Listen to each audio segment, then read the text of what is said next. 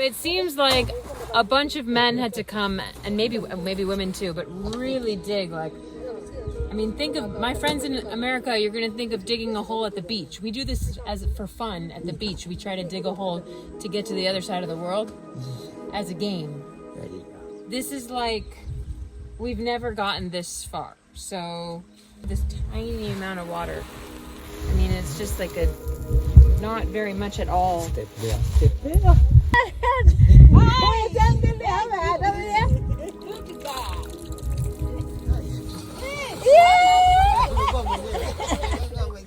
Only up to here, so it's got to take like 25. So this is probably going to take 15 minutes at least just to fill up one jug, and they need to fill up 4 jugs. So we're talking an hour of water filling on top of the potentially 3 or 4 hours of travel each way just to get here to this tiny little water hole.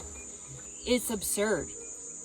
It's just, we have solutions for this. So if you agree with me that this is insane, then let's get the solutions here and fix it.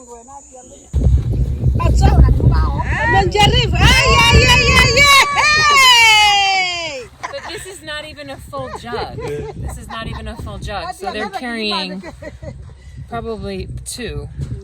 And I'm a very strong girl. This is some semi-arid areas in the country, and you have seen the problem that the native are having of finding water.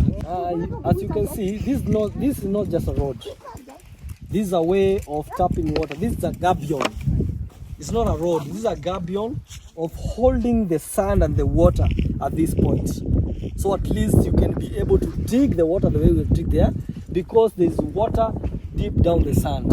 Because the sand and water absorb water, so it holds water in between. Because of this gabion, we have that water. If it wasn't for this gabion, there would be no water at this point. It could have only moved with the sand going to the other edge. So that means no water for the, so this is so helpful. This a sample of what we need, but now raised to a point that it can hold a lot of water. This can hold just a little that can sink, but we can do more to hold the water for domestic use and even for irrigation.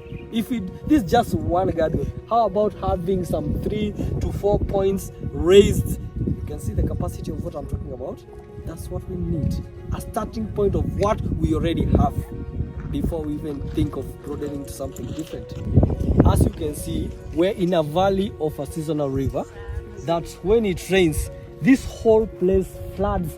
You can never see even the road on the other edge. So that means the water that passes through here is so much that we need to take the advantage of harvesting it with the gabions from edges to edges. At least let's have some 2 dams or 3 dams at this point, so that all this water can never get lost to the edge.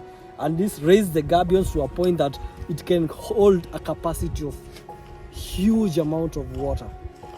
We rather use the gabion as bridges when the rain is gone, but at least we've been left with a huge amount of water that can sustain the villagers up to 3 or 4 months before we expect another rain.